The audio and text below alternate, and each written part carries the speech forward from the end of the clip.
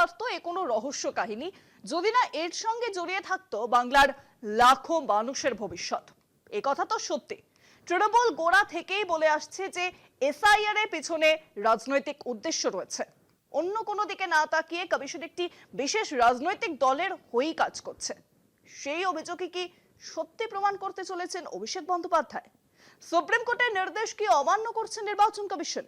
Social মিডিয়ায় WhatsApp group চ্যাটে screenshot post করে গুরুতর অভিযোগ তুললেন তৃণমূলের সর্বভারতীয় সাধারণ সম্পাদক অভিষেক বন্দ্যোপাধ্যায়। অভিযোগ, মাইক্রো অবজারভারদের দিয়ে ভোটারদের নাম বাদ দেওয়ার চেষ্টা চলছে, আর সেই নির্দেশ দেওয়া হচ্ছে হোয়াটসঅ্যাপে।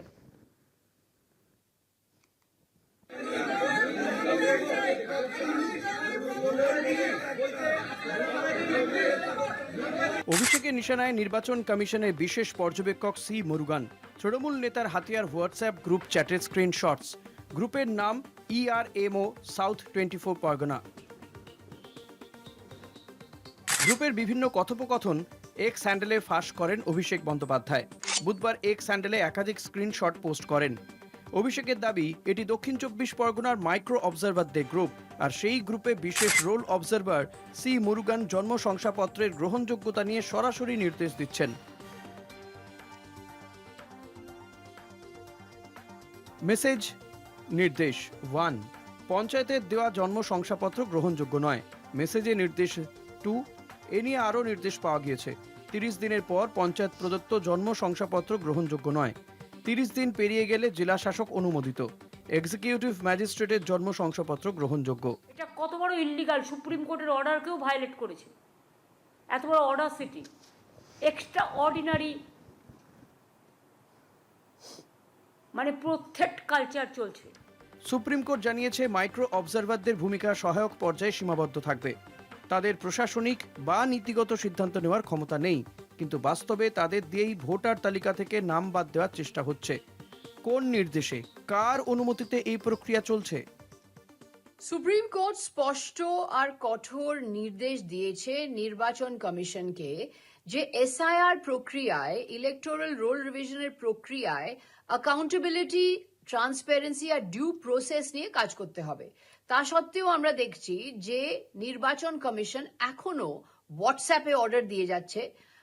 তারপরে আমরা আরো দেখেছি যে যারা রোল অবজার্ভার্স, তাদের লগ ইন ক্রিডেন্সিয়ালস কলকাতা থেকে কন্ট্রোল করে একটি বিশেষ সম্প্রদায়ের মানুষকে টার্গেট করা হচ্ছে আর তাদের নাম ইলেকটোরাল রোলস থেকে বাদ দেওয়া হচ্ছে।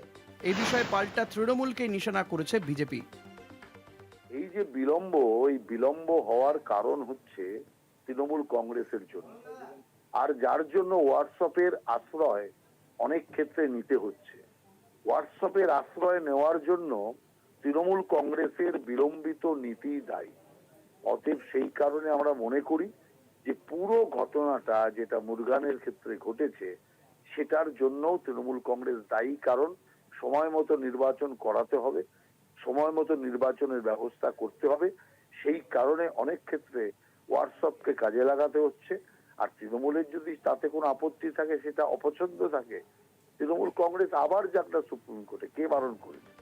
সুপ্রিম কোর্টের নির্দেশ কমিশন, বিজেপি, তৃণমূল কেউই মানছে না, কটাক্ষ সিপিআইএম এর।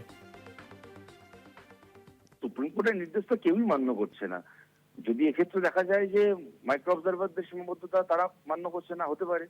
আবার অভিষেকের পিসিকে যে নির্দেশগুলো সুপ্রিম কোর্ট দিয়েছিল, ওনার পিসির অধীনে থাকা পুলিশদেরকে যে নির্দেশ দিয়েছিল তা তারাও মান্য করছে না। মনিরুল থেকে শুরু করে তৃণমূলের যে কটা ক্রিমিনাল গোটা এসআইআর প্রক্রিয়ার সময় মারামারি ভাঙচুর করে সাধারণ মানুষের উপর হুজ্জতি করলো, তাদের বিরুদ্ধে ব্যবস্থা নেওয়ার নির্দেশ ছিল।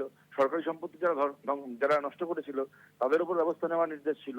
ইচ্ছে করে মৃত ভোটারের নাম যারা লিস্টে রাখার চেষ্টা করেছে, ইচ্ছে করে স্থানান্তরিত ভোটারের নাম যারা লিস্টে রাখার চেষ্টা করেছে, তাদের বিরুদ্ধে ব্যবস্থা নেওয়ার নির্দেশ ছিল।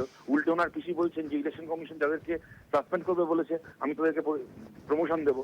সুতরাং নির্দেশ এটাও মানছে না, ওরাও মানছে না। সরকার এই কমিশনকে কটাক্ষ করলেও কমিশনের দাবি এগুলো কোনো নির্দেশ নয়, এগুলো শুধুমাত্র মনে করিয়ে দেওয়া। কলকাতা টিভি।